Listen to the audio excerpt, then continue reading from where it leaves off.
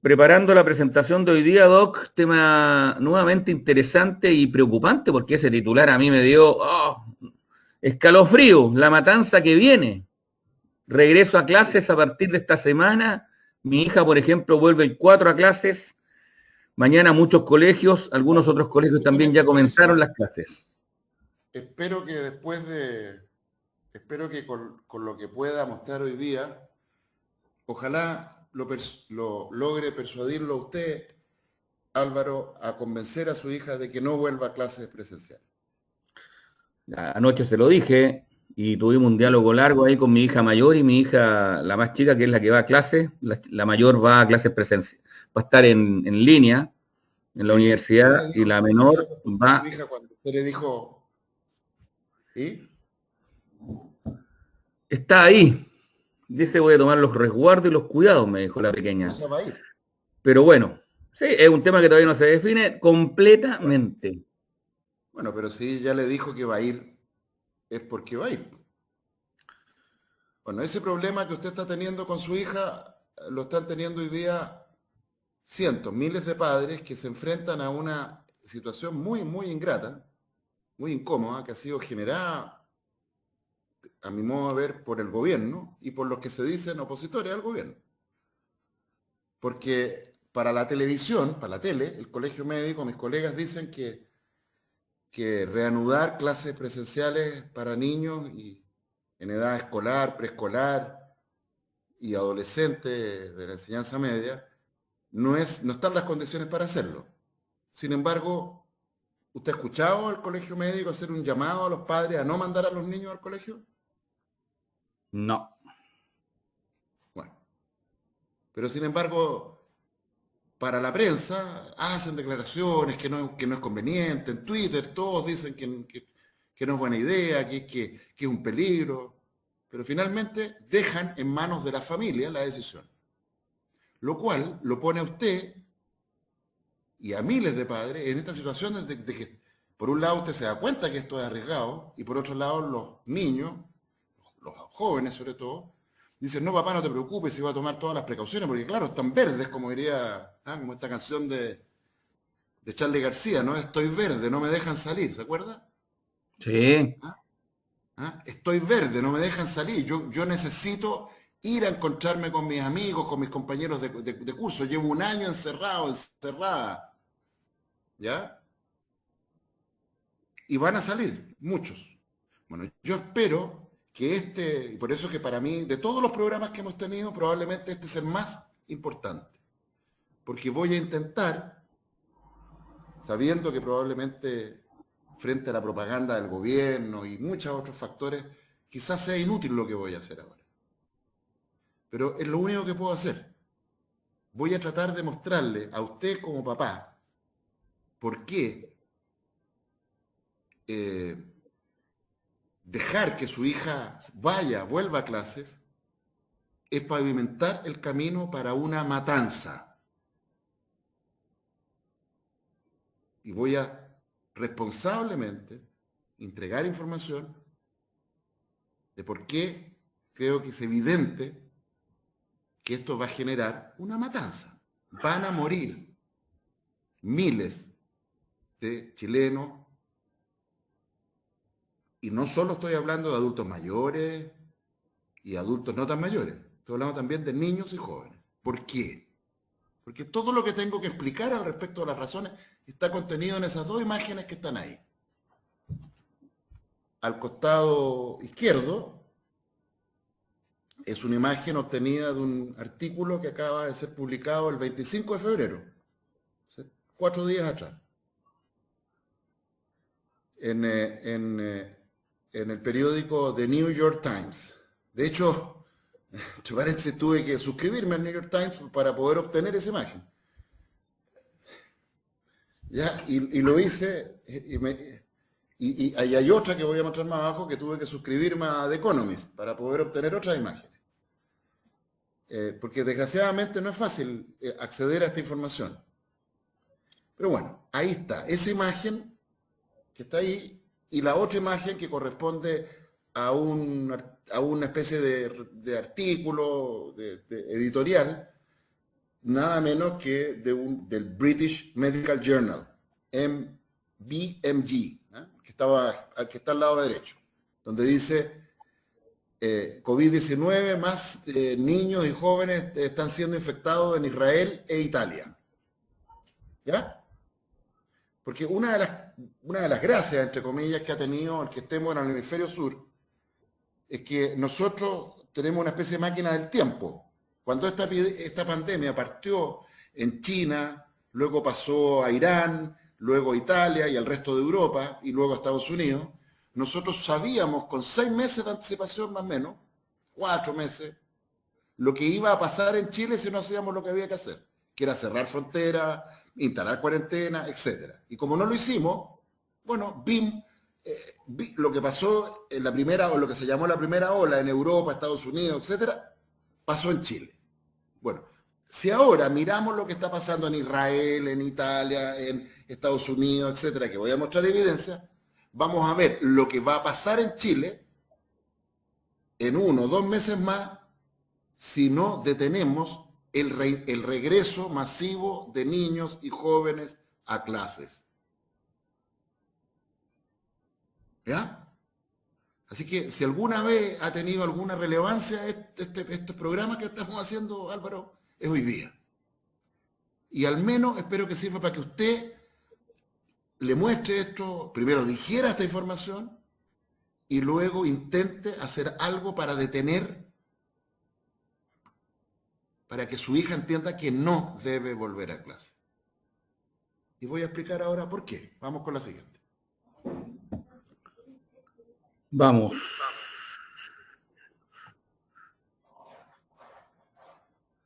¿Esa, Doc? Sí, la siguiente. Ahí está. Bueno, este es el artículo, si ustedes se fijan ahí dice 25 de febrero, 26 de febrero de New York Times, titula Variantes del coronavirus y mutaciones. ¿Ya? Y dice, cada coronavirus contiene alrededor de 30.000 letras de RNA. ¿Ya? En los programas anteriores hemos explicado que los virus pues, son entidades, algunos,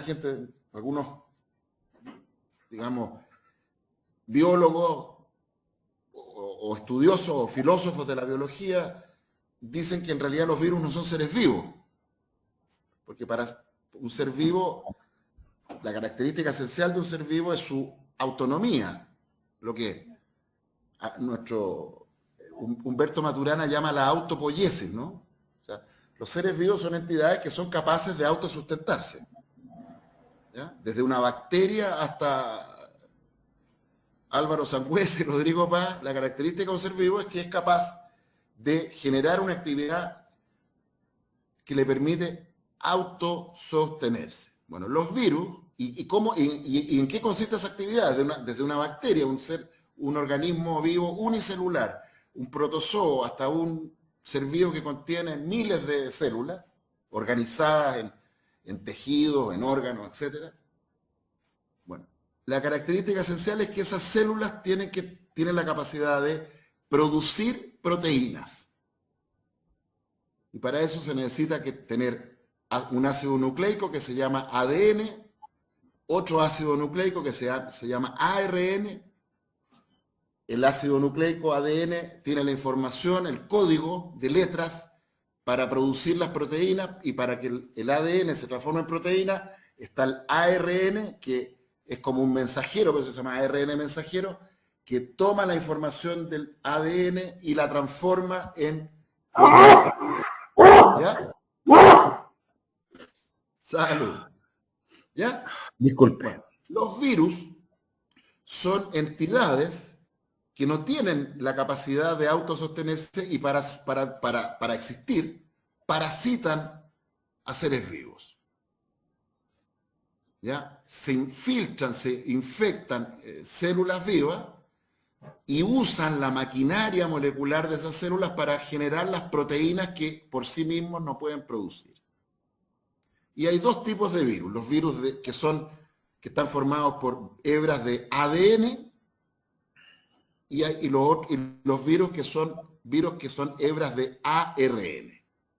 Y los coronavirus están formados por una hebra de ARN. Y de hecho, un dato interesante, de todos los virus ARN, que hay muchos, los coronavirus son los que tienen la hebra de ARN más larga. Es enorme el ARN del coronavirus. Tiene 30.000 letras. Y después explicaré que cada una de esas letras es una base nitrogenada. Ya algo hablamos hace unos programas atrás, ¿no es cierto? Que los ácidos nucleicos, el ADN y el ARN, están formados por un azúcar, ¿no es cierto? Ribosa o deoxirribosa, dependiendo que es RNA o ADN, unido a un grupo fosfato y a un ácido nucleico, y una base nitrogenada. Y las bases nitrogenadas son 5, ¿ya? Dependiendo si hay una base nitrogenada pirimidina, cisteína, qué sé yo. Cada una de esas secuencias hace una letra. Por lo tanto, el coronavirus tiene 30.000 letras. Enorme. Y ahí está el genoma, la secuencia del virus, y se muestra entonces como una parte de ese genoma. El en rojo ahí es el que codifica la producción de la proteína viral del coronavirus, que es la famosa proteína Spike. ¿Ya? O no sé cómo se traducirá, espiga, no sé. ¿Ya? Esta proteína Spike es muy importante porque es la proteína que le permite al virus anclarse, unirse a las células de los distintos seres vivos que contagian, que infectan. ¿Ya? Y buena parte de las mutaciones que ocurren en los virus, en el coronavirus, ocurren en la porción de ARN que codifica, que tiene la instrucción de cómo construir proteína Spike. La siguiente. Buen público conectado, saludamos a toda la gente que está atenta a la exposición de hoy del Doc Rodrigo Paz, en vivo y en directo. Voy a leerlo, entonces, del New York Times. Dice, como las células son infectadas, en la medida que las células son infectadas, se van produciendo nuevos coronavirus. Y dice, y ocasionalmente en la producción de nuevos coronavirus ocurren pequeños errores, mutaciones. Vamos a ver después en detalle en qué consisten estos errores. ¿Ya? Entra el virus, infecta la célula, le inyecta su ARN, la célula empieza a producir las proteínas y ocurre que en ese proceso, por ejemplo, la proteína Spike tiene 1200 aminoácidos. ¿Ya? 1200. Y ocurre un error y en la posición 600 de la proteína Spike, donde tenía que ir un aminoácido llamado prolina, por un error en el proceso de transcripción de ARN en proteína, se puso una histidina. ¿Ya? Y eso sería una mutación. Bueno, dice, los científicos pueden trazar las mutaciones en la medida que van pasando a su progenie, ¿no es cierto? Y esa secuencia específica, donde hay ciertas mutaciones que son como la marca de ese linaje, dice, es lo que constituye un brazo de una familia viral, dice. Después vamos a explicar con más detalles. Sería como un linaje, ¿ya? Vamos a decirlo así. Imagínense ustedes que Álvaro Sangüesa tiene... ¿Cuántos hijos tiene usted, Álvaro? 2. Ya. Imagínense que usted fuera un virus. De hecho, hay seres humanos virus. Hay hombres y a veces mujeres que se comportan como virus. Entonces tienen 10, 15 hijos con distintas mujeres, ¿ya? Entonces, ¿cómo se reconoce el linaje de Álvaro Sangüesa transformado en un virus que anda replicándose sin ninguna responsabilidad, por decirlo así? Bueno, se reconoce a la progenie de Álvaro Sangüesa porque su DNA, el DNA de Álvaro Sangüesa, tiene una cierta característica típica que se ve en el ADN, ¿ya? Y se ve incluso físicamente. Por eso que los hijos se parecen a los padres en ciertas características. Y eso depende del ADN, finalmente. ¿Ya? Claro. Cuando se hace la prueba de ADN, en donde se puede decir, este hijo es suyo, señor, usted no lo puede negar porque tiene, bueno, eso mismo que se hace con los seres humanos, se hace con un virus. Se puede saber si ese virus, ese coronavirus en específico, de quién es hijo, por decirlo así, o hija. ¿Se entiende? Mirando la secuencia de su ARN. Bueno, un grupo de coronavirus que comparten el mismo set, la misma estructura de mutaciones distintivas, se le conoce como una variante. ¿Ya? Si una cantidad suficiente de mutaciones se acumula en un linaje, el virus puede evolucionar, evolve, que aquí la palabra clave es evolución, evolve. ¿Ya? ¿Se acuerdan cuando en el programa anterior yo decía que si Charles Darwin estuviera vivo, saltaría en una pata? Bueno, vamos a ver cómo todos los artículos del New York Times, todos están hablando de evolución y citando a Charles Darwin. Lo que estamos viendo es un experimento evolutivo en curso, que prueba todas las tesis fundamentales de la evolución. ¿Sí? Me acordé de usted el otro día. Hay muy buen público conectado, más de 50 personas online a esta hora de la mañana, pero me acordé, lo quiero interrumpir un minuto nada más, porque no lo quiero sacar de la idea, pero me acordé de usted porque en un programa del cable, de estos canales National Geographic y quién sabe qué, todos estos canales que hacen investigaciones, estos típicos programas, había un doctor hablando y citó a Darwin. Sí. Y me acordé de lo que usted dijo y digo, chuta, no es solamente, no es solamente nuestro doctor Paz quien está alertando, entre comillas. Son varios los médicos a nivel mundial que están tirando estas cositas y creo que fue en CNN con una traducción al español, con un doctor que estaba hablando. Y claro, no todos lo dicen, no todos lo hablan, doctor. Solamente me quería referir a eso, que citó también este doctor, bueno, el proceso darwiniano. Vamos a ir mostrando cómo, para entender cómo se producen las mutaciones, por qué se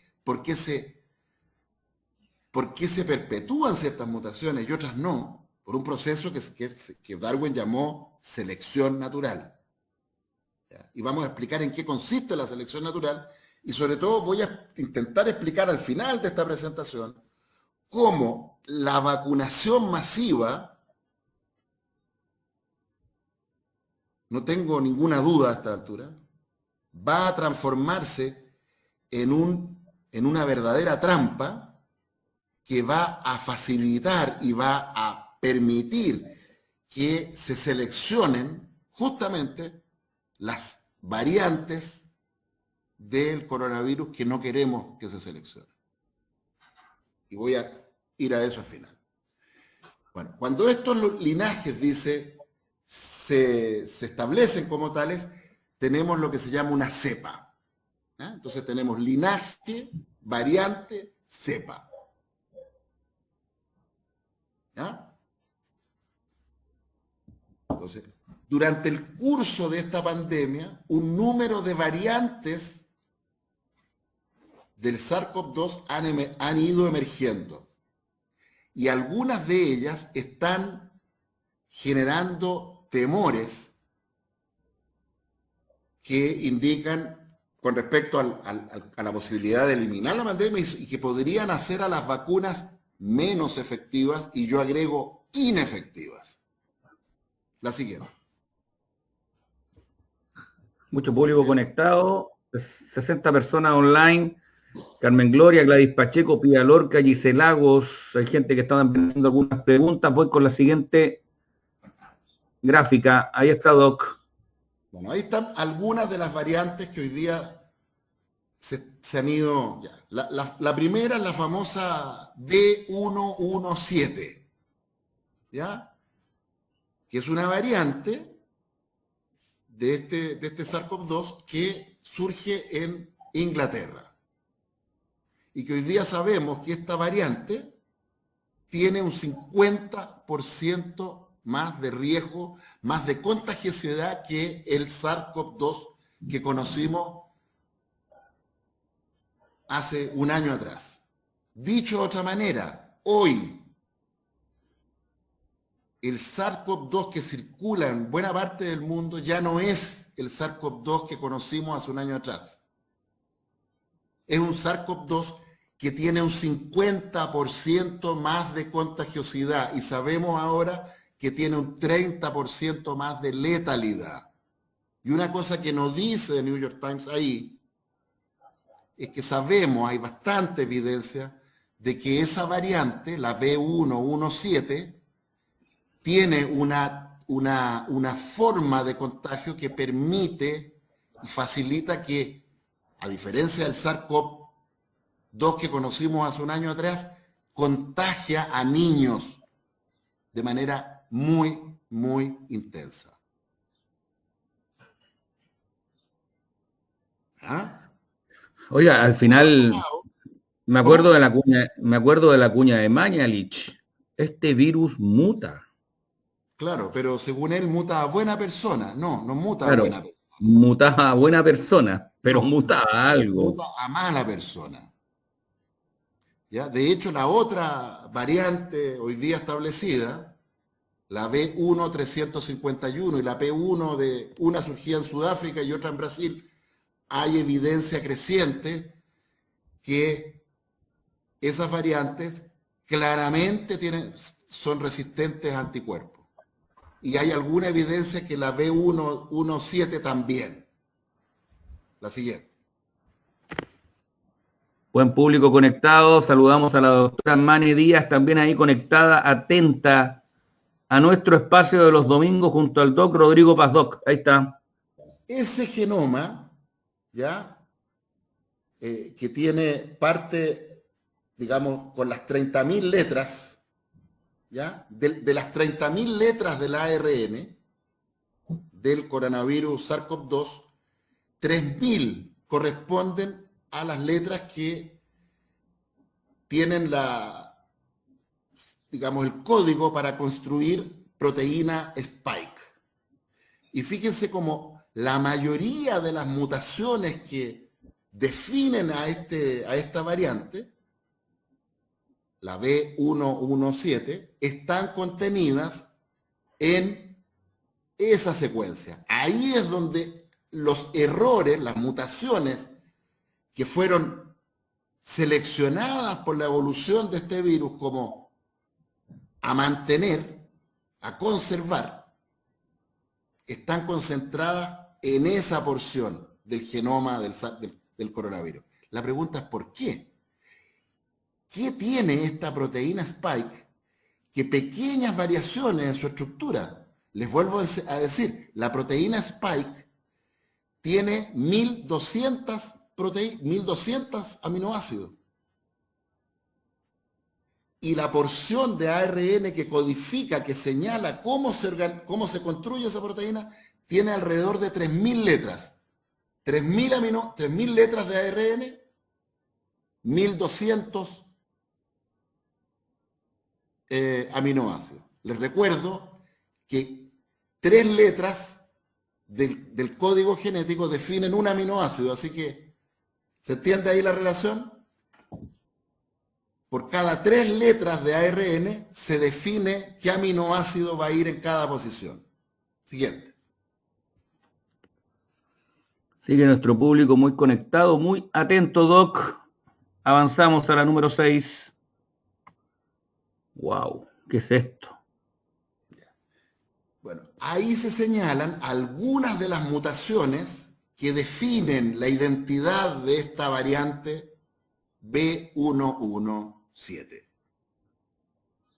Y la primera es la que algunos le llaman Nike, creo que los gringos son re buenos para ponerle nombre a las cosas. Creo que a ese le llaman la mutación Nike, no sé exactamente por qué. ¿Ya? ¿Y por qué? Porque en la posición 501, como la proteína tiene 1200 aminoácidos, en la posición 501, donde antes había un aminoácido, N significa, déjeme revisar, esperemos un poquitito, la N es, ya, asparagina, ¿ya? N significa asparagina. Antes, en el SARS-CoV-2 original, en la posición 501, iba en un aminoácido asparagina, que significa N. Y ahora hay un aminoácido I, que sería tirosina. Entonces, ¿en qué consistió la mutación de este virus? Consistió que donde antes iba una asparagina, en la posición 501, ahora hay una tirosina. Y alguien podría con toda razón decir, bueno, como decía el otro día, so what? Porque si son 1200 aminoácidos, ¿qué tanto importará que donde antes había una asparagina, ahora haya una tirosina? Claro. ¿Ya? Bueno, una de las claves para entender eso, ya después veremos con más detalle en la animación que vamos a poner en unos minutos más, resulta que en la estructura de la proteína Spike, miren dónde está ubicado ese aminoácido, 501.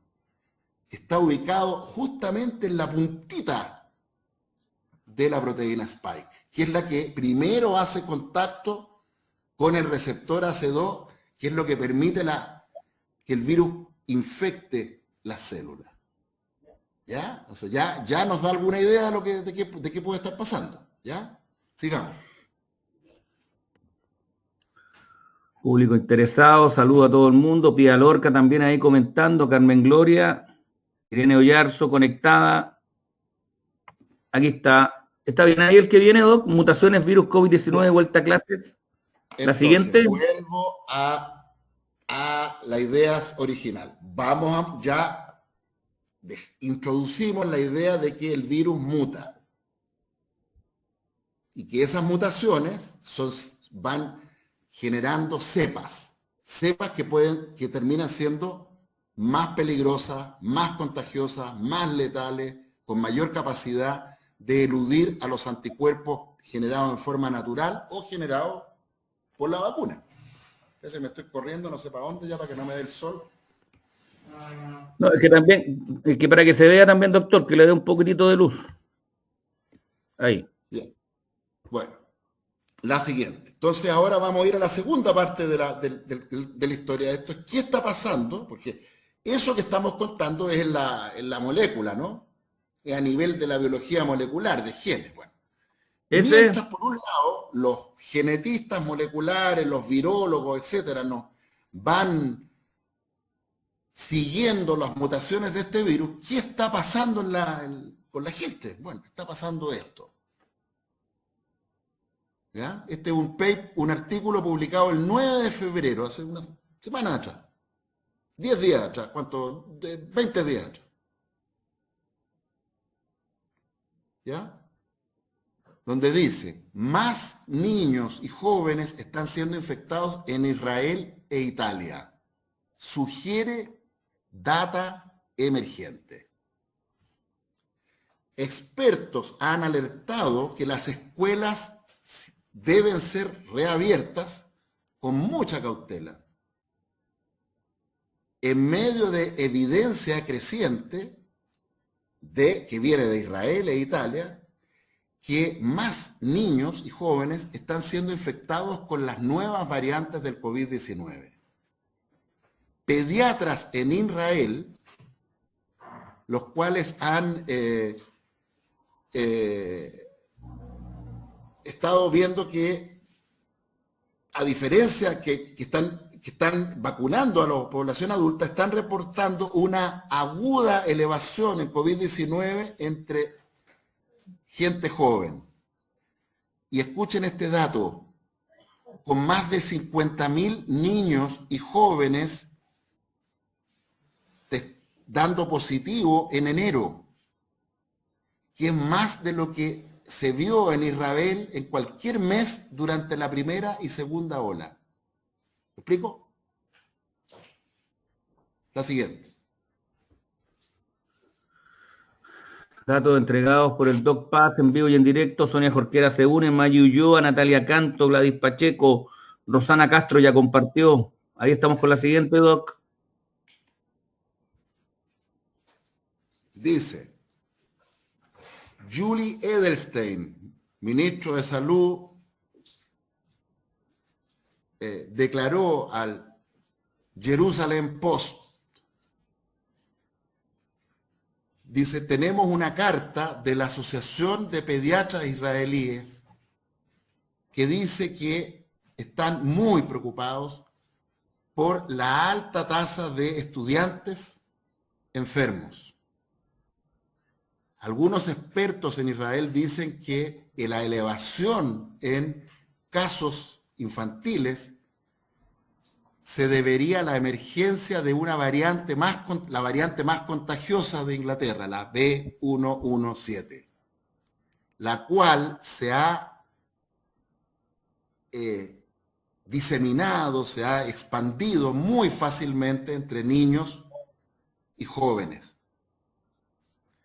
Cyril Cohen, jefa del laboratorio de inmunoterapia de Israel, en la Universidad Bar Ilan, y miembro del Consejo Nacional COVID-19 para ensayos de vacuna, declaró a British Medical Journal que esta figura indica que desde la emergencia de la variante B117 en Israel a mediados de diciembre del año recién pasado, o sea, un par de meses, la proporción de nuevos casos en las cuales hay niños, escuchen esto, se ha elevado a un 25%. O sea, hay un cuarto más de niños y jóvenes contagiados, 23%. Cohen urgió a cautela con la reapertura de escuelas.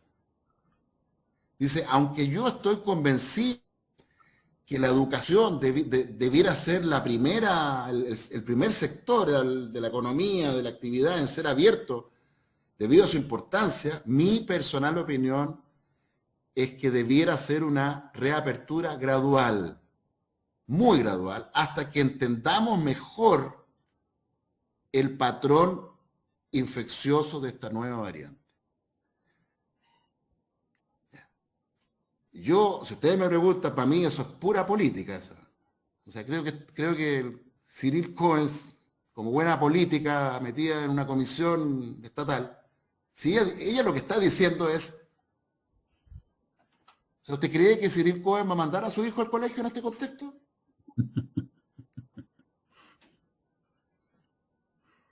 Es verdad. Dice, no hay evidencia que esta nueva variante sea más peligrosa para los niños. Pero se está notando que hay más niños en las unidades de cuidado intensivo. De nuevo, política. Miren, no hay evidencia, pero hay más niños en la UCI. ¿Me sigue? Claro, no hay evidencia porque cuando haya evidencia ya va a ser tarde. Tarde. Cuando tengamos miles de niños contagiados y cientos de muertos y secuelados, claro, ahí va a haber harta evidencia, pero ya va a ser tarde. La siguiente.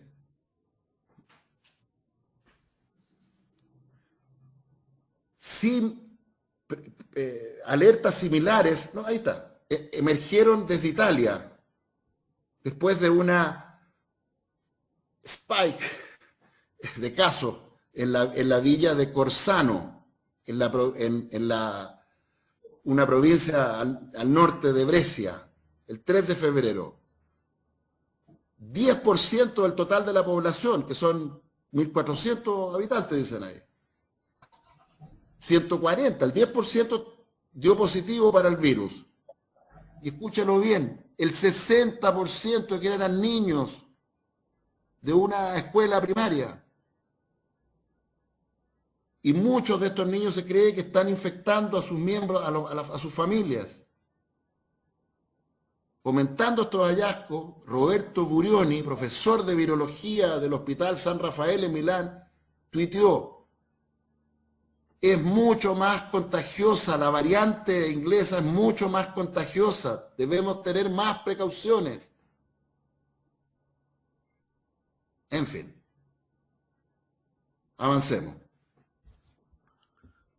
Avancemos. Mucha gente conectada, gente comentando, Gladys Pacheco, Jorge Guzmán, Eduardo Garrido, Rodrigo Paz, doctor, en vivo y en directo el doc, nosotros conversando lo que no se conversa en otros medios. Ahí, doc.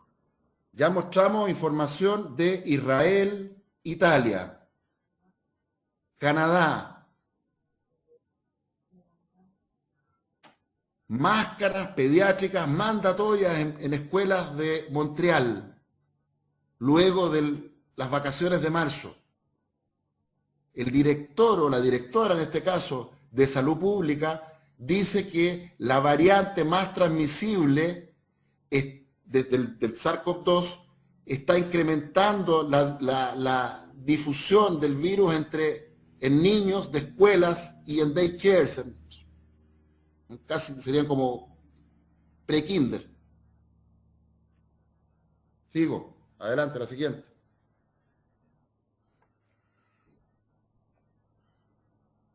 Esta noticia es de 25 de febrero. Bueno, y así como la semana pasada, yo les decía, abran, los que no tienen Twitter, abran su Twitter para seguir a Eric Topol. Agregue ahora, sigan a Eric Feilding. Este es un salubrista, epidemiólogo, formado en la Johns Hopkins University y en Harvard, que ha estado siguiendo y publicando, y es muy seguido, toda esta información y otras, ¿ya? Ahí está, ¿ya? Es un ciudadano, él es chino de origen, pero vive en Estados Unidos desde muy joven. Lo voy a seguir Dice, en forma inmediata. Y COVID-19, UK,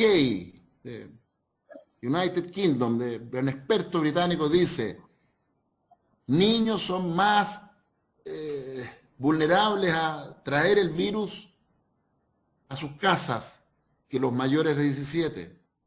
Niños de entre 2 y 16 años. ¿Qué edad tiene su hija? 15. Ahí está, en ese grupo. Están siendo más probablemente el primer caso en una casa. Niños entre 12 y 16, 7 veces más riesgo de ser el primer caso de un brote de coronavirus en una casa. Siguiente. 80 conectados online. El público interesado en nuestro tema de hoy, domingo, vacunas 5, 28 de febrero. Ahí está, Doc. Hablamos de Montreal. Ahora British Columbia, otra provincia de Canadá. Variante confirmada en 6 escuelas, en Surrey y Delta, que parece que serían como unas comunas dentro de esta provincia. La siguiente. 21 de febrero. Miren la fecha, 21 de febrero. Ahora. El Doc mostrando antecedentes sobre la mesa. Usted elige. British Columbia, brote de B117 en 7 escuelas. Escuela elementary, que son como de primero a cuarto básico, y middle school, que son de quinto a cuarto año medio. Secuenciación genética muestra B117 en los casos tempranos vinculados a este brote. Las clases fueron cuarentenadas, pero las escuelas siguen reabiertas. Explíqueme eso. Esto fue lo mismo que vivimos cuando partió este virus en Chile. Acuérdense que este virus partió en Santiago, en un colegio en Pingorotado de Santiago, en el Grange. Sí. Y quedó la tole tole. ¿Y qué hacían? Cerraban cursos. Y se demoraron como un mes en cerrar el colegio. Es verdad. La siguiente. Ahí está Eric Feilding. Dice, profesores de British Columbia están increíblemente asustados, preocupados por repentinos brotes en 7 escuelas. Y ahí hay un grupo de profesores tuiteando, sí. La siguiente. Bueno, esto que está pasando acá lo vamos a vivir en un mes más acá en Chile, si no hacemos algo. ¿Ya? Estas son las noticias de Chile en un mes más, en un mes y medio más. Pero ahí va a ser tarde. Y como resulta que la supuesta, ¿cómo que no sé quién, la BBC, el New York Times la calificó como la líder emergente a la Isquia Cacique? Yo quiero ver a Isquia Cacique diciendo esto, po. Sí, ella tiene, yo estoy aquí en este programa suyo que, ya, pero yo no puedo salir a decir esto en CNN, en no sé dónde, en Tele 13, ella sí, po. ¿Y por qué no lo dice?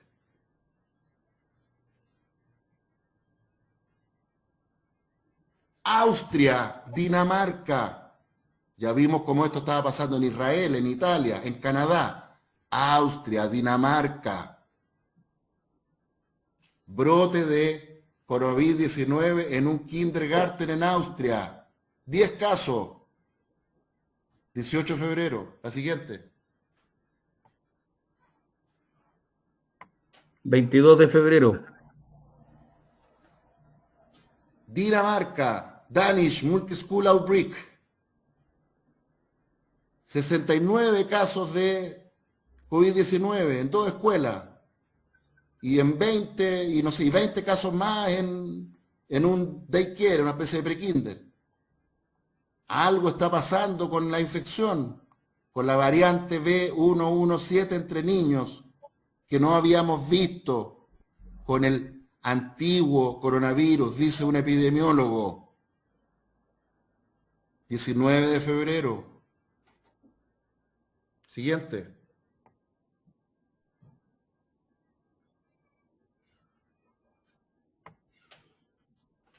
Y esta es la noticia de Italia, ya la comentamos, así que saltémosla.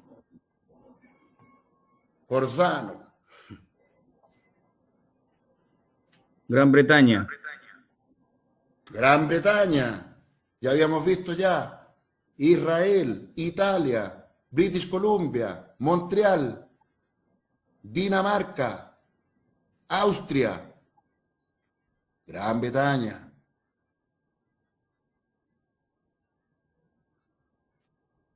Casos de COVID-19 en niños de 5 o 9 años. Siguiente.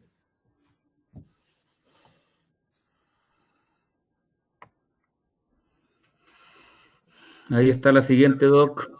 Y ahí está la noticia de Israel, la que ya la mencionamos. 50.000 niños. 50.000. 50.000. Siguiente. Perdón, pero aquí por lo menos Israel, miren, más abajo. Vuelva. Pero en Israel, ¿qué dicen? Dice, bueno, el ministro dice que es muy poco probable que abramos los colegios. Aquí que decimos, no, adelante. ¿Sí? Parece que en Israel cuidan a los niños.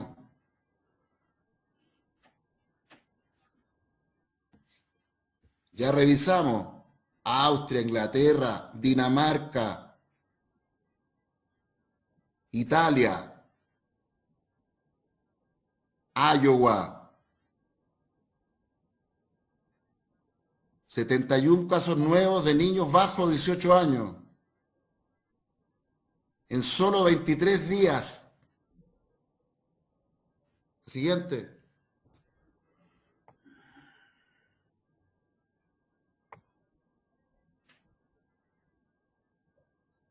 Toronto. Toronto, la misma historia. Ya hemos visto que en Canadá era Montreal, Toronto, British Columbia. Ahora Toronto. 8 escuelas, Ontario. Siguiente. 25 de febrero, entre paréntesis. Ahora, Sí, como dicen en CNN, está ocurriendo. Ahora, está en ocurriendo. CNN. ¿Ya? Yo quisiera ver a CNN hablando de esto, po. No dice que está ocurriendo. Bueno, publiquen esto, está ocurriendo ahora, CNN. 90 conectados en vivo y en directo. Gracias a la gente por estar ahí. Doc. Quebec, ya habíamos visto, Montreal, Toronto, British Columbia, Quebec. Y esto es muy interesante porque aquí muestran cómo antes de que los niños entraran a clase, después que los niños y cuando hay vacaciones. Mire la curva. Más abajo. La siguiente.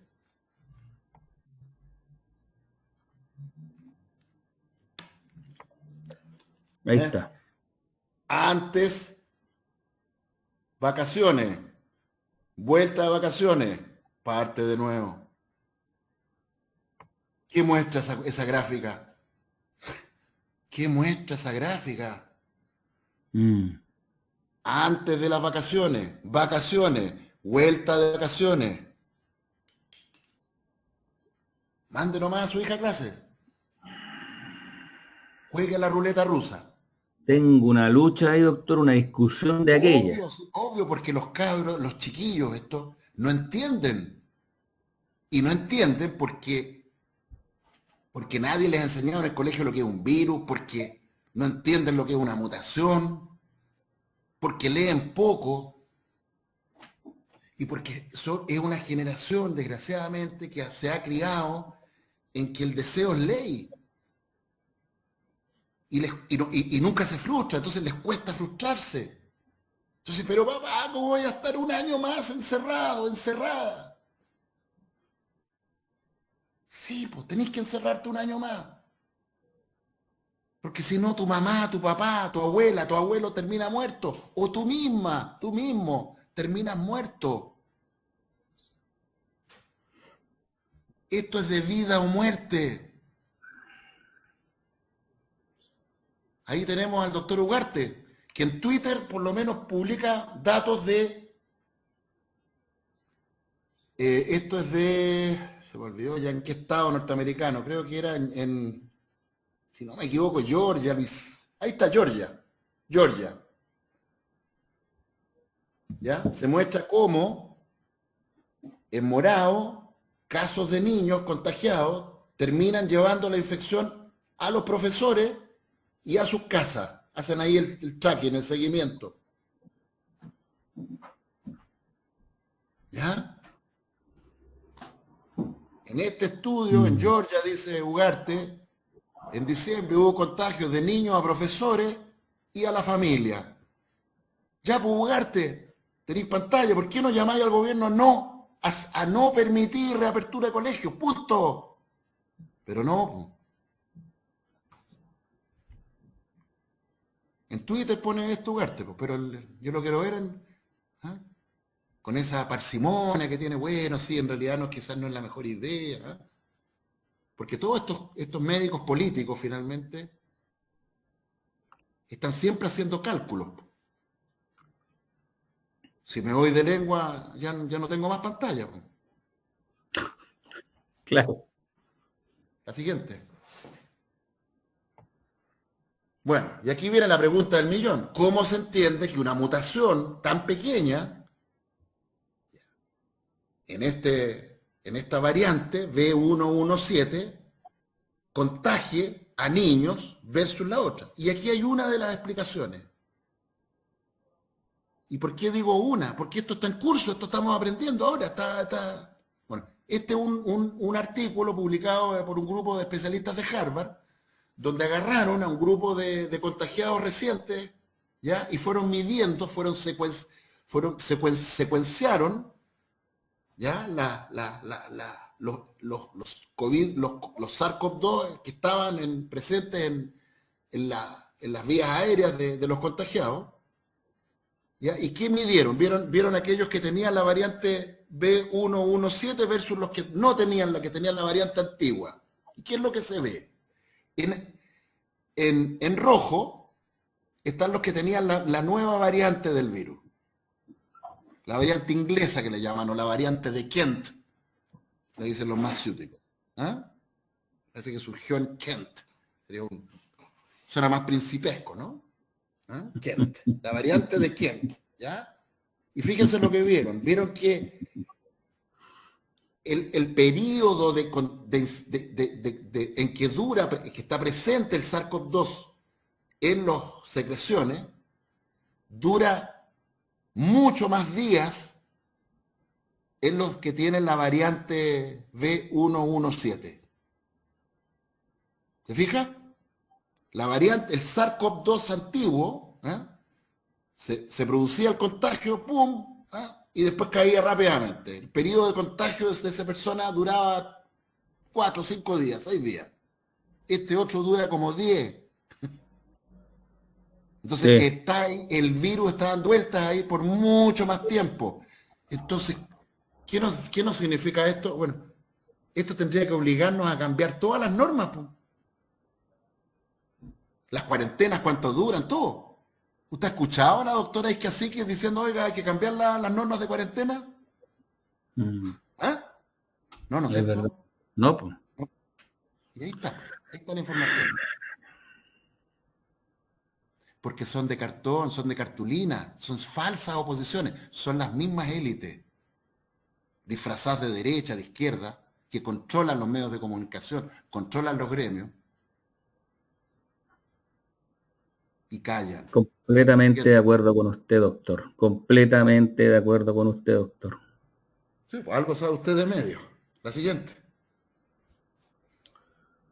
En vivo y en directo, Lisette Fabiola, Carmen Gloria, Silvana Caballero, PIC sobre 100 conectados online. Compartan esta información, amigos.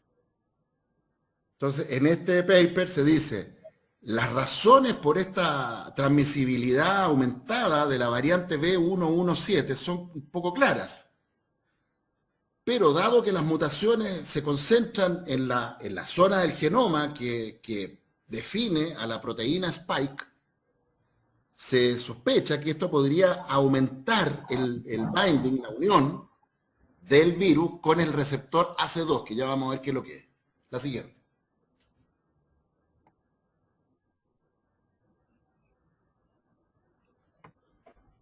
Ya. Y aquí vamos a volver a esto que lo hemos mostrado en todos los programas, ¿ya? Para explicar un poco la biología molecular de esto, ¿ya? Dijimos hace ya 2, 3, creo que en el primer programa, mire, todas las células de seres vivos, sea una bacteria hasta las células del cuero cabelludo, del miocardio, del cerebro del periodista Álvaro Sangüesa, de la hija del periodista del doctor Rodrigo Paz, comparten todos la misma estructura. ¿Ya? Hay un núcleo donde hay una molécula o varias moléculas de ácido nucleico llamado ADN, una membrana nuclear.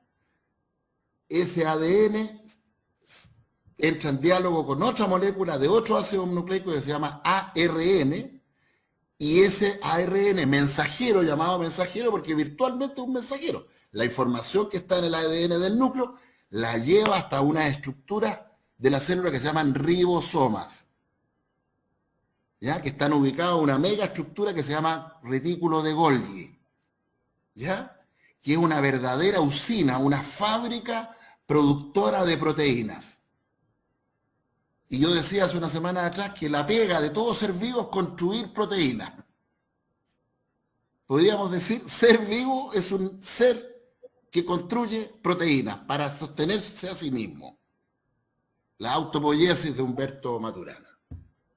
¿Ya? Y para que las proteínas que se construyan sean las de ese ser vivo y no las de otro, se requiere que haya una fidelidad en el proceso de construcción de la proteína, porque si resulta que el ADN es cualquiera y el ARN lee mal al ADN, entonces saldría cualquier proteína.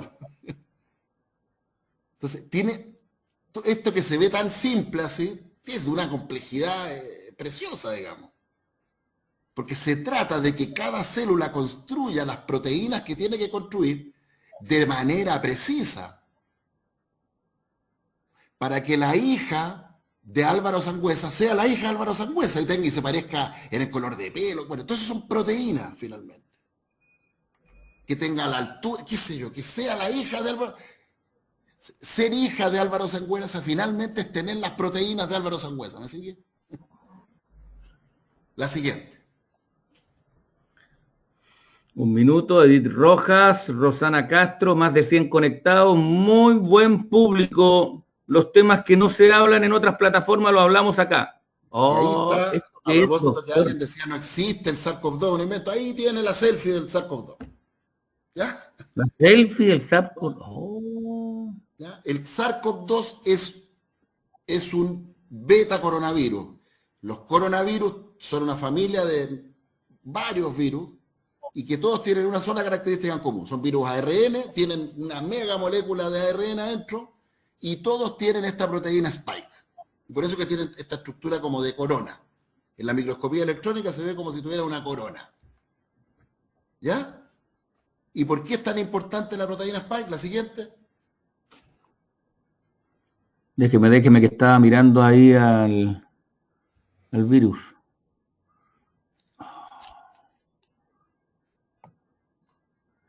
Doctor Paz en vivo y en directo. Luego tendremos una animación. Ya. ¿Y esto, Doc, qué es? Y ahí está, entonces, la mega molécula, la mega, ¿cómo se llama? Hebra de ARN, adentro, la membrana lipídica y algunas de las proteínas más importantes de este bicho. La proteína Spike, la llamada proteína M, y otra proteína muy importante que después veremos en algún minuto, que es la proteína E. La siguiente. Giselle Lagos también conectada, María Teresa Mena, excelente programa, dice ella. Nuestro público conectado, Doc, más de 100 conectados. El parásito, este parásito sinvergüenza, que es el SARS-CoV-2, que tiene entonces este mecanismo donde la proteína Spike se une a estas proteínas que se llaman AC2, Angiotensina Converting Enzyme 2, que es una proteína enzima, es una proteína que permite convertir angiotensina 1 en angiotensina 2 y generar vasodilatación, y que está presente en las membranas celulares de, ojo con esto, las conjuntivas oculares. Las conjuntivas oculares están llenas de receptores AC2. ¿Usted ha escuchado a la doctora Isquiasique decir, chilenos, usen escudo facial, porque si tienen mascarilla y no tienen escudo facial, les va a entrar el virus por los ojos? ¿Le ha escuchado decir eso? Nunca, doctor Paz. No, ¿cierto? Ya. Entra el virus, se pega ahí, y en la unión del virus con el AC2 recluta además, para cuando mostremos la animación, se requiere de otra proteína, que tiene un nombre para el olvido, se llama TMPRS2. TMPRS2, parece trabalengua. ¿Y qué significa TMPRS2? Significa transmembrane, o transmembrane sería, protein,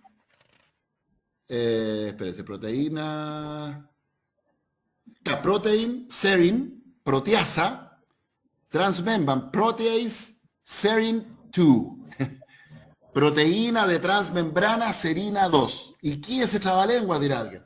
Bueno, esa proteína de transmembrana serina 2, es una proteína que es una proteasa, es una enzima. Y que es clave para que el virus, unido al receptor AC2, ingrese a la célula. ¿Por qué? Porque esa proteína de transmembrana se activa cuando se une el virus con el receptor AC2, y lo que hace esa proteasa es que cataliza una reacción química que permite limpiar, esto es como, ustedes han visto esa como el transportador, como antes, bueno, ahora con el transportador ya no se ve, pero antiguamente se acuerda que los cohetes iban perdiendo partes para poder finalmente llegar a, ¿sí? Bueno, el virus, la proteína espiga, para poder ingresarla a la célula tiene que perder parte, como un cohete en camino a la luna.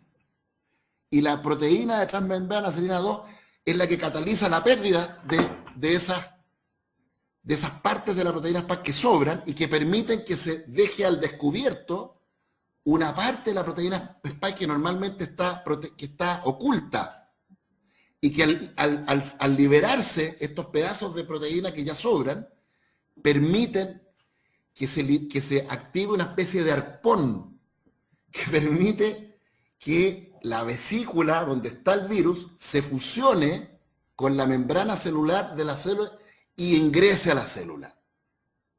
Bueno, ese proceso, que yo estoy recién empezando a estudiar, así que no me pregunten más detalles todavía, se parece muchísimo a un proceso que sí estudié mucho en Estados Unidos, cuando hice mi postdoctorado en neurociencia, que es muy parecido al proceso contrario cuando se liberan neurotransmisores. Cuando usted libera dopamina, serotonina en el cerebro, se liberan vesículas con neurotransmisores.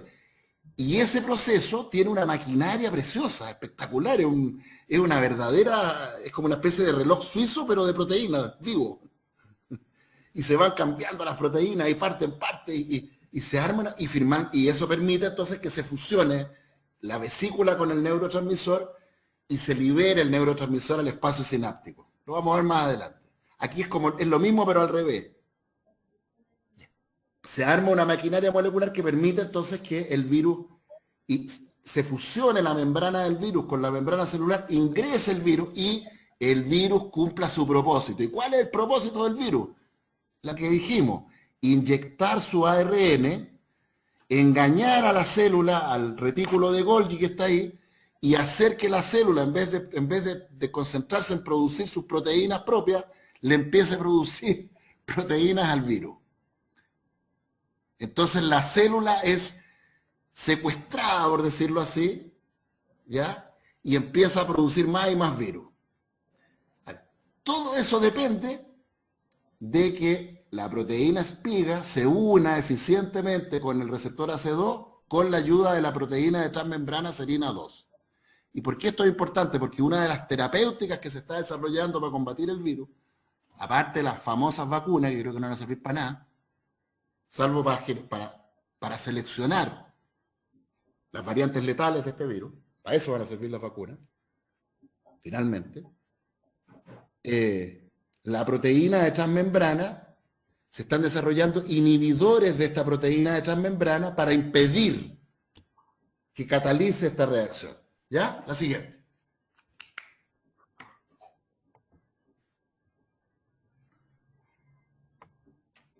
Y ahí lo mismo, pero más simple, ¿ves? La AC2 y la proteína de transmembrana serina 2. Ahí está. Pum, la siguiente.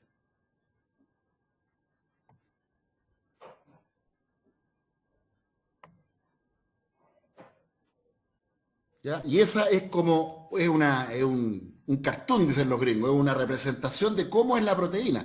Y esta proteína Spike es realmente compleja. Primero, alguien se podría imaginar que es una proteína que es una sola cadena de aminoácidos. No, en el fondo son tres proteínas idénticas que se juntan en un trímero. Si se fijan ahí, la proteína espiga en realidad son 3 proteínas que están uniditas, ¿ya? Y esa proteína tiene partes. La cabeza se le llama la S1, que es la que es donde, ¿se acuerdan que en el esquema anterior veíamos que ahí es donde estaba la mutación de la B117? Bueno, esa es la que se une al receptor AC2.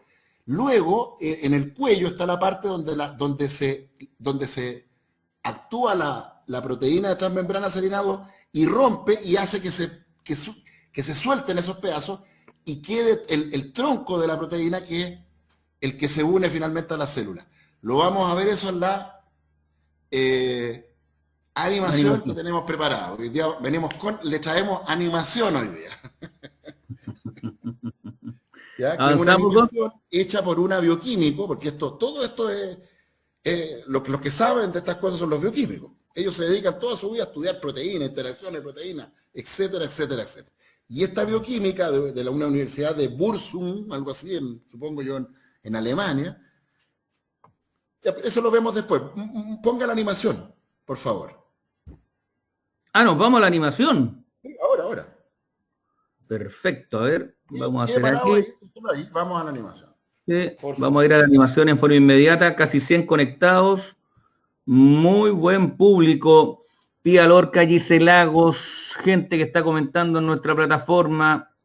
Aquí está la animación. Queremos preguntarle también a la gente cómo va a ver, cómo ve esta animación, si la ve en forma perfecta o no. Ahí está. Entonces ahí está, yo le decía, parece que la animación se va a ver como en foto, ¿ya? Entonces ahí está la proteína espiga, ¿ya? Ahí está el RNA que está envuelto en una proteína nucleocápside, se llama, ¿ya?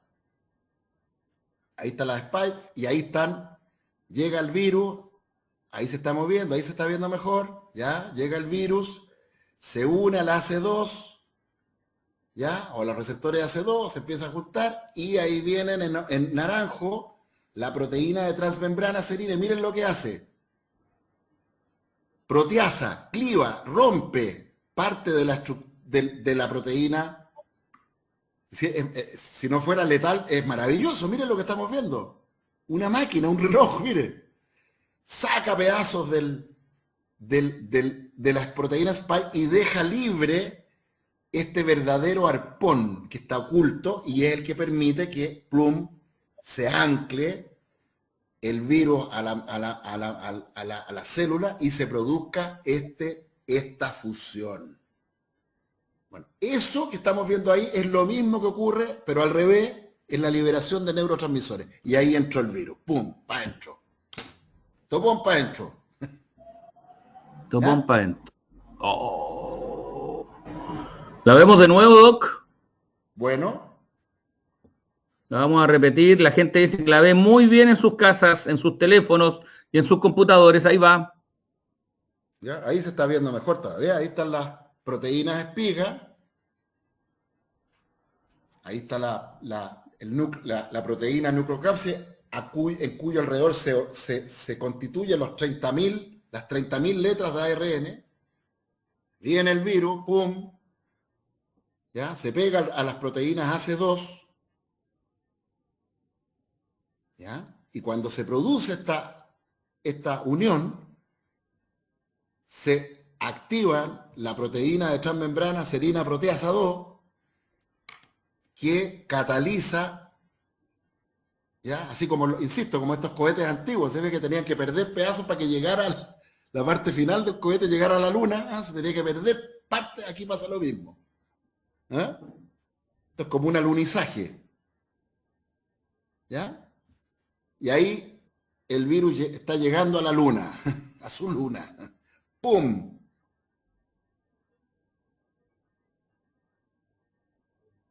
Se ancla el virus y eso permite que se genere Esto es una máquina esta cuestión.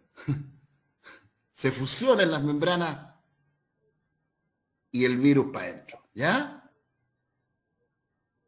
Entonces, vamos ahora a la presentación. Impresionante. Bueno, la gente, Doc, agradece, se ve súper bien. Así queda mucho más claro, qué genial, dice la Connie Arriagada, Mariela Calderón. Esto es bellísimo.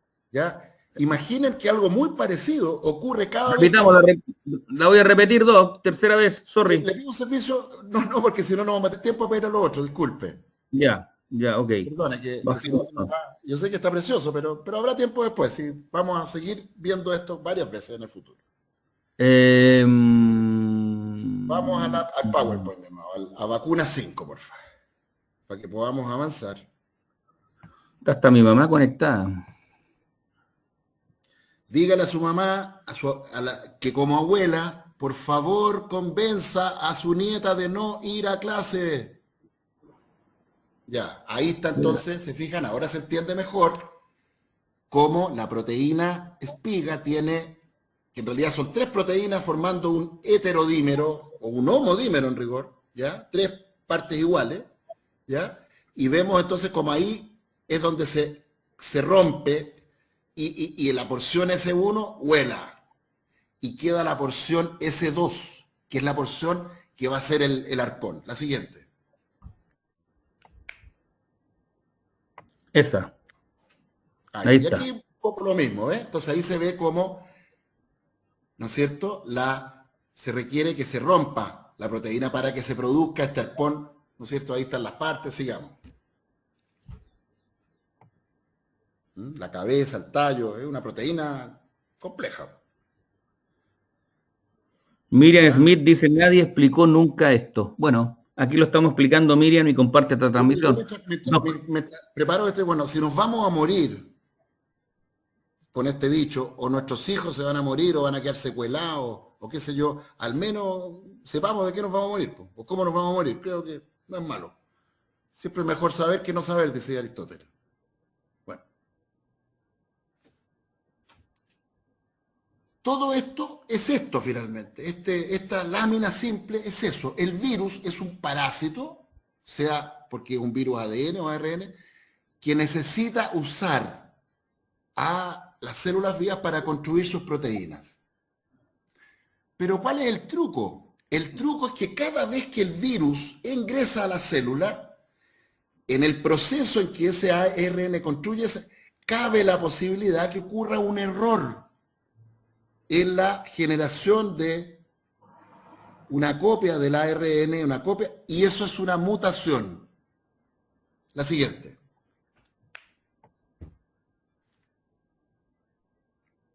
¿Ya? Y aquí, para que entendamos qué son las proteínas son cadenas de aminoácidos. ¿Ya? Y en los seres humanos, las proteínas de los seres humanos están formadas por 20 aminoácidos, no más. La siguiente. Ahí están los 20 aminoácidos. 20 aminoácidos. Y las letras. Entonces ahora van a entender por qué se habla de la mutación N501I. ¿Ya? N, que sería asparagina, I, que sería tirosina, por ejemplo. ¿Ya? La siguiente.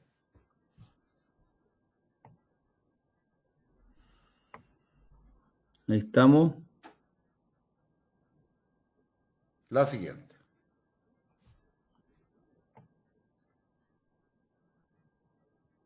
¿Esa, Doc? La siguiente, sigamos nomás. Bueno, aquí está. Usted me dice. Entonces, los ácidos nucleicos, ¿qué son? Son una estructura muy simple. No, la anterior, por favor. Ahí está. Los ácidos nucleicos tienen esta estructura, súper simple. Es un azúcar que puede ser una ribosa si es ARN o una deoxirribosa si es ADN. Un azúcar unido a un grupo fosfato y una base nitrogenada. La siguiente.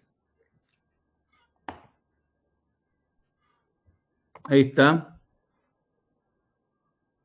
Más abajo, la siguiente. Ahí. Y si ustedes se fijan, el ADN y el ARN se parecen mucho, pero también se distinguen, también son muy diferentes. El ADN viene en doble hebra y eso tiene que ver con cosas bastante más complejas de explicar para ahora. Y el ARN viene en una hebra. Y la única diferencia esencial entre el ARN y el ADN es que donde el ADN tiene una deoxirribosa, el ARN tiene una ribosa. Tanto el ARN como el ADN usan como base nitrogenada citosina, guanina y adenina. La diferencia es que el ARN usa uracilo y el ADN usa timina. Y con esas letras, C de citosina, G de guanina, A de adenina, U de uracilo, C de citosina, G, bueno, lo mismo, y T de tiamina, en esas 4 o 5 letras está todo para generar, es como con esas 4 letras, las células se las arreglan para organizar la información para decidir qué proteína y cómo va a construir cada proteína. ¿Cómo? Miren más abajo. La siguiente.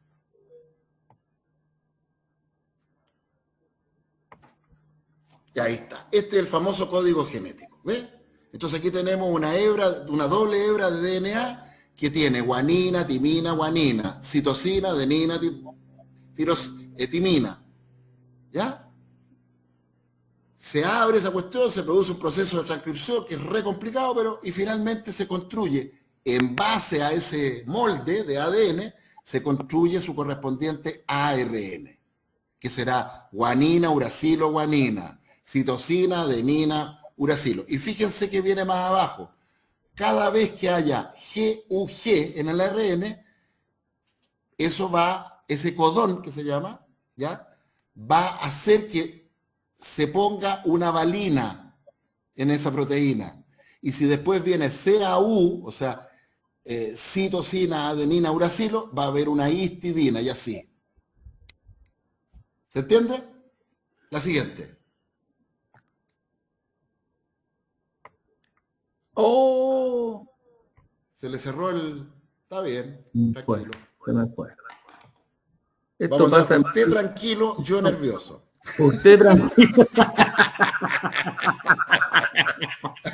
Esto pasa, como dicen, esto pasa en las mejores familias, doctor. Nos fuimos a negro, pero aquí vamos. Estos trabajos en vivo y en directo con el PowerPoint del doc, espectacular. Y aquí llegamos. Siga, siga, Ahí. sigamos. Siga nomás. ¿Qué son las mutaciones virales? ¿Qué son las mutaciones virales? Me tuve que suscribirme al The Economist. Para poder acceder ¿A cuánto se ha suscrito? Me tuve que suscribir a dos, al New York Times y al The Economist. Esperemos que valga la pena, que yo creo que va a valer la pena. Ya. Bueno, este es un artículo que acaba de salir hace unos días atrás en The Economist, donde dice, y esto escúchenlo bien, porque si pagué una suscripción al The Economist para poder publicar esto, créanme que es porque es importante. No me sobran las lucas. Dice, las mismas mutaciones COVID-19 están apareciendo en distintos lugares. ¿Qué significa eso? ¿Qué quieren decir? Quiere decir que, miremos, baje un poquito a la siguiente. Vamos a la siguiente. Porque esto es crucial para entender lo que se nos viene. La siguiente, ahí. No sé si lo puede agrandar un poco. Voy, Doc. Ya.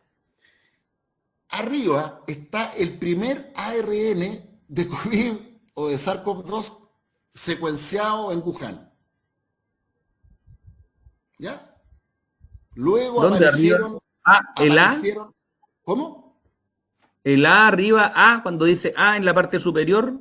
Exacto, esa es la secuencia del SARS-CoV-2 detectado por primera vez en China, en Wuhan.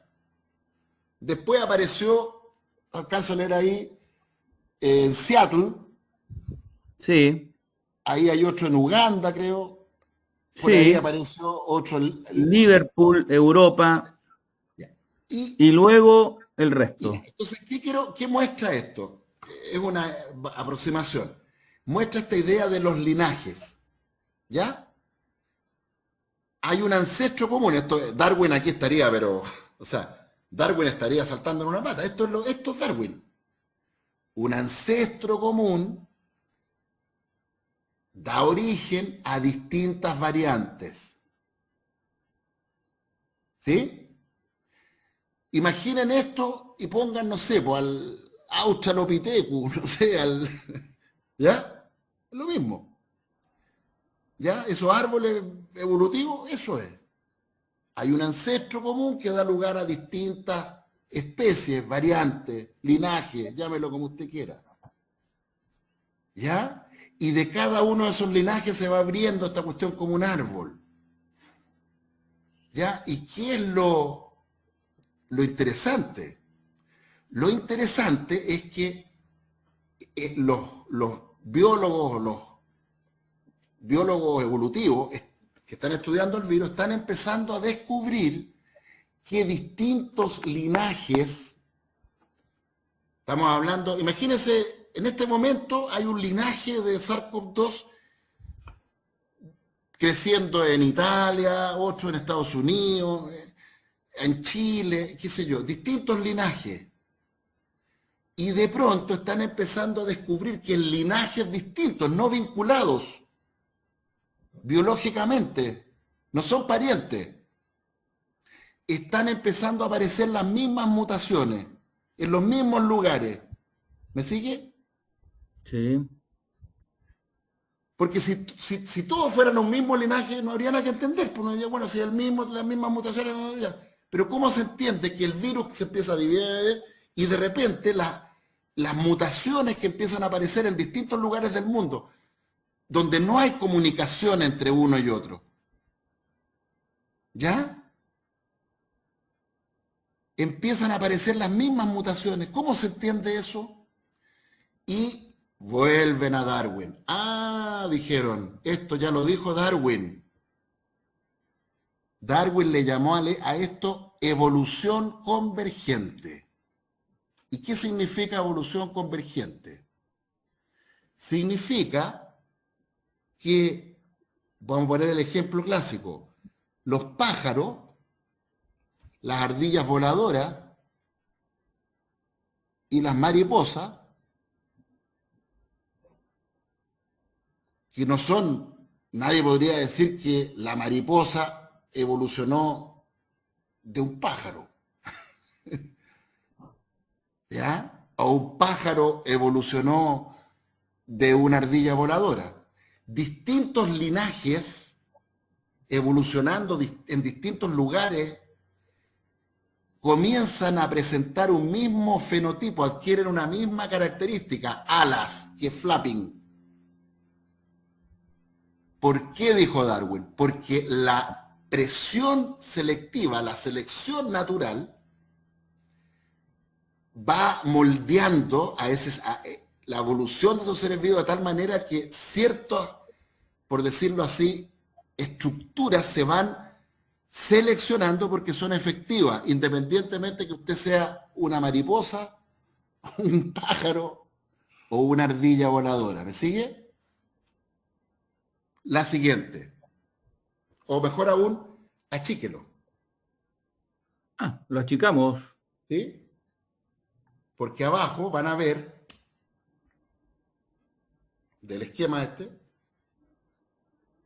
¿qué está ahí Ahí. abajito? Ahí está la secuencia de ADN, pero en este caso de RNA, que dio origen a una misma mutación que está apareciendo en distintas variantes. ¿Ve? La siguiente.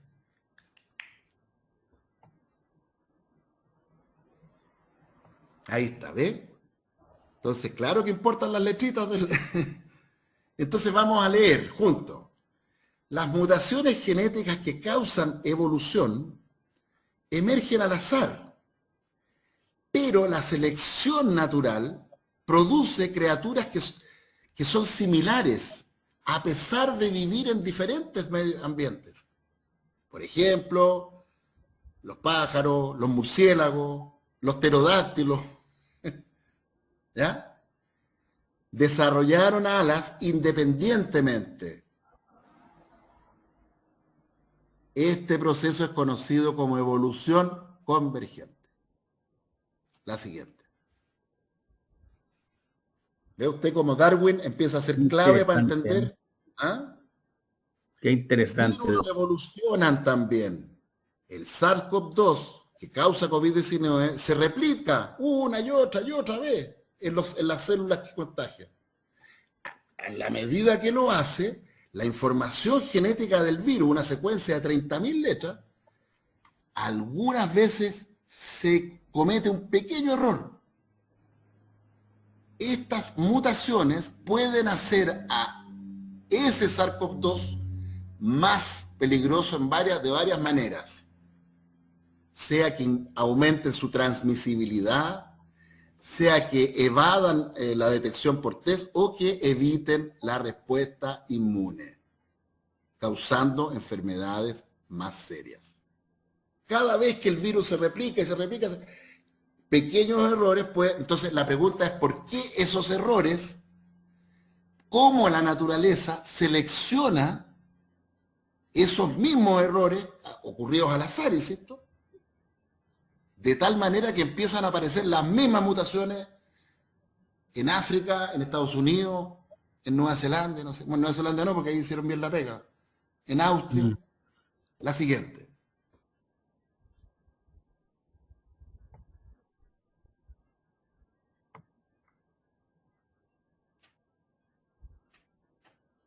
Solo un puñado de estas mutaciones hacen al virus más peligroso. Y la mayoría ocurren en las 3.800 letras de ARN usadas para producir la proteína Spike, que es la que permite la unión al huésped. Algunas de ellas pueden combinarse para generar nuevas amenazas, como por ejemplo, ahora se está describiendo un linaje en California que parece que es del terror. Nuevos estudios sugieren que este linaje podría ser más infeccioso, evadir los anticuerpos y causar más severas enfermedades. La siguiente.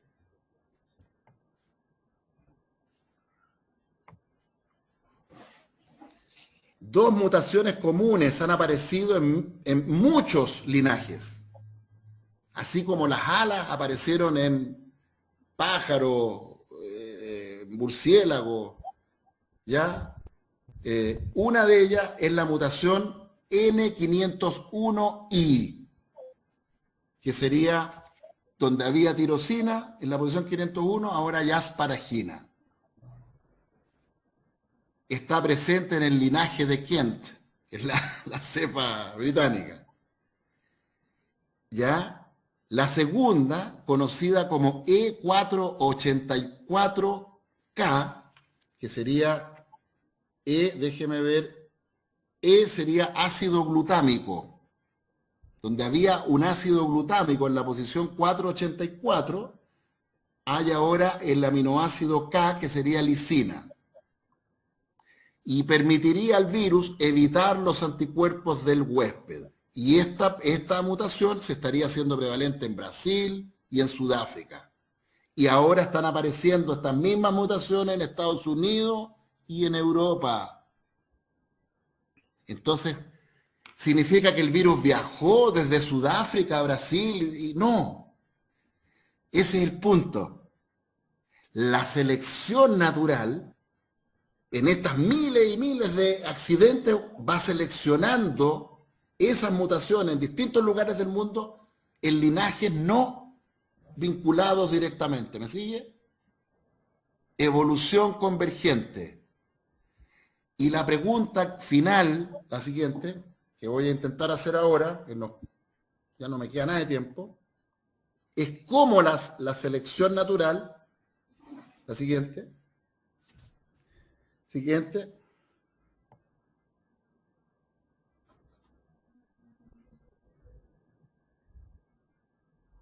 bajando, siga, la siguiente, siga nomás, 7 variantes, la misma historia, siga nomás, siga. Esto ya es repetición. La siguiente. Este es un artículo del New York Times. La siguiente, baje más. Volvemos a nuestro paper Nature. Ahora vamos a entender más. ¿Se acuerdan del paciente este, inmunocomprometido, que estuvo Es 4 verdad. meses con el virus? No había ni una mutación. La tasa de mutación apareciendo en el virus era casi cero y de pronto le empiezan a poner anticuerpos. Le ponen O plasma sea, convaleciente y el vacuna. virus empieza a mutar.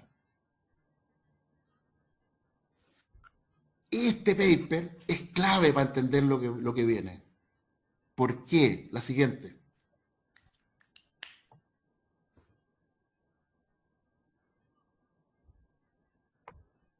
La siguiente. Mire. No, para arriba, para arriba. Esta es clave, mire. La de la hormiguita, ¿Sí? La siguiente. Arriba, arriba, suba. esa. No, la otra, la que estaba antes. Esa. Por ejemplo, dice en la década, no alcanzo a leer ahí un poquito más arriba. En la década de 1950, Se hizo un esfuerzo mundial para erradicar la malaria, eliminando a sus portadores, ciertos mosquitos. Se roció ampliamente el pesticida DDT. Pues baje nomás. En áreas donde habitaban los mosquitos. Y en un inicio el DDT fue muy efectivo, igual que las vacunas ahora. Todos están felices. ¡Oh, gran éxito! No hay ni un contagio, cayeron las hospitalizaciones, estas vacunas son un éxito, vacunemos a todo el mundo. Lo mismo dijeron con el DDT. Denle nomás, estamos ganando la batalla contra la malaria. Terminaremos la malaria con el DDT. ¿Y qué pasó?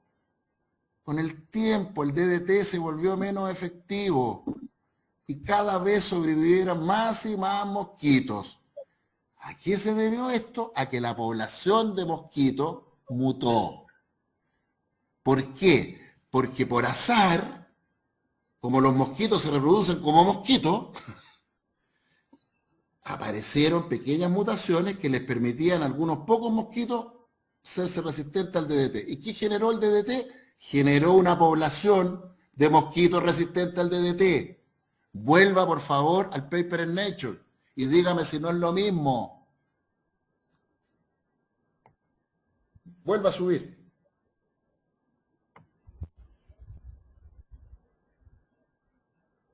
No había DDT. Le pusimos DDT. ¿Y qué empezó a hacer el virus? Se empezaron a seleccionar las cepas de COVID, de SARS-CoV-2, que escapaban a los anticuerpos. Por lo tanto, ¿qué va a generar este programa de vacunación masiva? Va a seleccionar cepas resistentes a anticuerpos. Entonces vamos a tener pan para hoy y hambre para mañana. Vamos a tener un corto éxito que va a durar 6 meses, tal vez un año, con suerte. Y todas estas cepas resistentes van a empezar a pulular. ¿Qué es lo que está pasando en Estados Unidos y en todo el mundo? Por lo tanto, vuelvo a hacer la misma pregunta que hice antes. ¿Cuál es la mejor estrategia para combatir este virus? ¿Es ponerle presión selectiva para seleccionar y transformarlo en un virus mala persona? Bajemos. Parece que llegué hasta ahí, a ver. Sí, no, en realidad las otras creo que no las puse. A ver, siga bajando, a ver. Siga bajando nomás, bajando, a ver si alcancé a poner lo otro y si no. Ahí está, eso, ya. Esto es lo que quería hacer. Mire, de nuevo, este virus hoy, o en realidad ayer, porque ya no es este virus ya. Ayer este virus era así. 80% de las personas que se contagiaban con este virus no les pasaba nada, asintomático. 20% tenían una reacción nasofaringia, un poquito de gripe, bla, bla, bla, y chao. Y de ese 20%, la mitad, el 10%, pasaban a la fase pulmonar. Y de ese 10%, la mitad, el 5%, pasaban a la fase pulmonar tardía, UCI, 5%. Y de ese 5%, el 2,5% se moría por una tormenta hiperinmune gatillada por anticuerpos.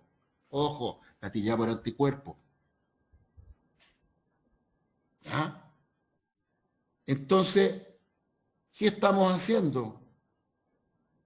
Estamos cambiando. Esto que era verdad hace un año atrás ya no es verdad.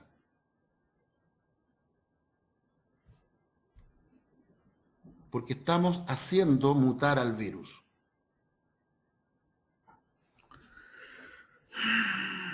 La siguiente y la última. Vuelvo. La siguiente.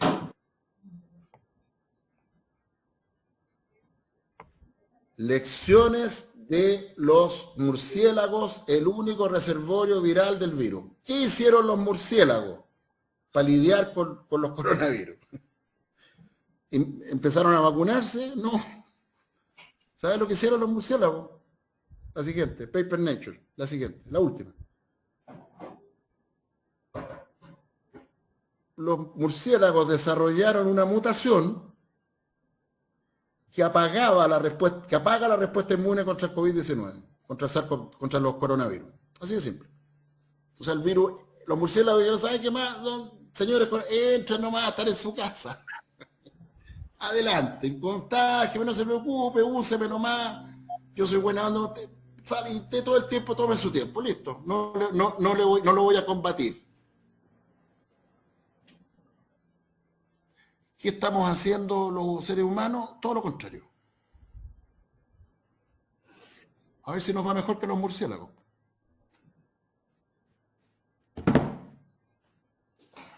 Sería. Bueno. ¿Ya? Volviendo, no vayan niños jóvenes, no vayan a clases, no se van a encontrar con el mismo SARS-CoV-2 que había hace un año. Las mascarillas pencas que antes se bastaban, ya no van a bastar. Porque va a bastar una microgotícula que se les pegue en el ojo. Una, para que se quede ahí el virus pegado y empiece a replicarse. Niños jóvenes que antes el virus no les hacía nada, van a empezar a enfermarse. Van a empezar a contagiar a sus padres, a sus abuelos. Aguántese las ganas. Es que no me aguanto, papá. Aguante, aprenda a aguantar. Esta generación millennial y centennial va a tener que aprender a hacer lo que nunca hizo. Aguantarse, porque no saben aguantarse. Todo tiene que ser ahora ya. Quiero tener compo. Ahí está el compo. Quiero tener palo. Ahí está. Quiero comprarme ropa, ahí está. Quiero ponerme a pololear, ahí está. Quiero cambiar de sexo, me cambio de sexo. Quiero volver a hacer otro sexo, me cambio de sexo. De puro deseo y sin límite. Si esta generación quiere sobrevivir, va a tener que aprender a frustrarse.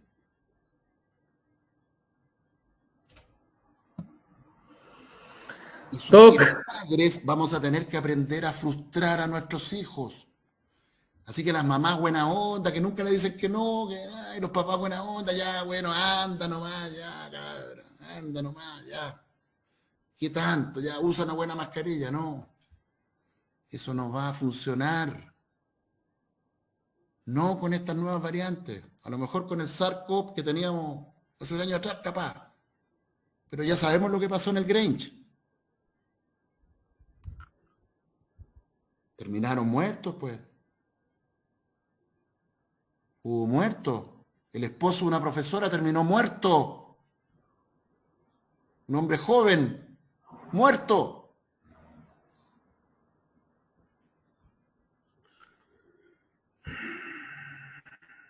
Nuevamente el doctor Paz nos abre los ojos. Grande doc hoy día, buen tema el que puso sobre la mesa. Mutaciones, virus COVID-19, regreso a clases en marzo, mañana, la matanza que viene. Y usted lo viene diciendo hace 5 programas. Por favor, aguántense las ganas. ¿Cómo dice? Aprendan a aguantarse las ganas.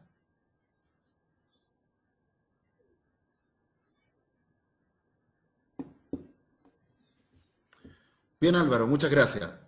Gracias a usted, doctor. Nos vemos. Ojalá que llegue, algo sirva, ojalá este mensaje, ojalá, Dios quiera. La verdad, lo dudo. sinceramente. Vamos a tratar de difundirlo, doctor. Gran abrazo. Igual, chao.